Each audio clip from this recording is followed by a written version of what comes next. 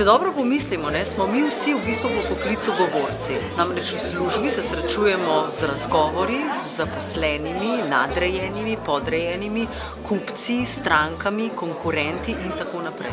Vsi se zavedamo, da ob tem, ko zapustite fakulteto, pravzaprav na trgu dela, z vašimi sposobnostmi, z vašo strastjo za poklic, ki ga opravljate, pravzaprav najbolje, kar je možno, promovirate ime naše fakultete. Drugače pa ja, mislim, da tukaj doba zelo veliko pripomore, ker se da usklajevati nekako vseeno, ker jaz sem še vedno mnenja, da normalnega faksa se skoraj da ne da. Moraš imeti res veliko srečo, da si lahko zelo uspešen na obeh področjih.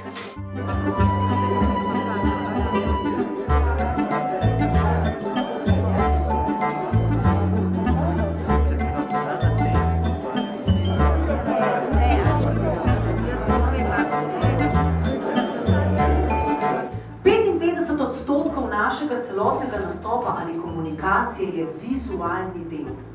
Ampak sem ne paše samo, kako mi izgledamo in kako smo oblečeni, ampak kakšno energijo izžarevamo, kakšna je naša govorica telesa, a stojimo za svojimi besedami, a verjamemo vase.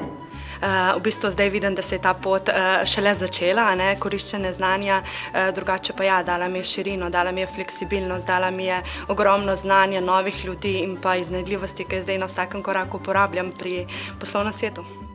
Res je, ta dar je bil v meni, da bi pisala. Res je, da smo bili doma na kmetiji in tako nekako nisem imela te možnosti, da bi kakorkoli poiskala to pot.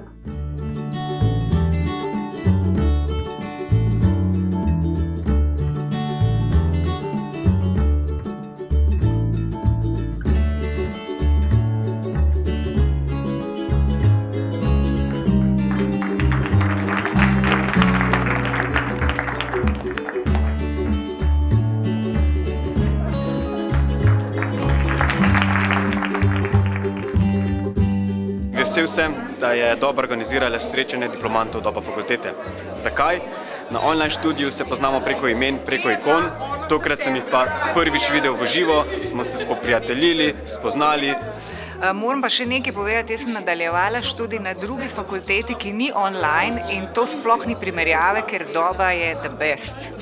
To je res toliko super, toliko časa prešparaš in tako krasno se imaš, da priporočam online študij čisto vsem, ki dvomijo o tem. Anja mi je lepo povedala, upam, da sem od nje tudi kaj pobrala. Zanimiv mi je bil tudi predavanje od Anje, ki je napisala svojo knjigo, to me je zelo pritegnilo.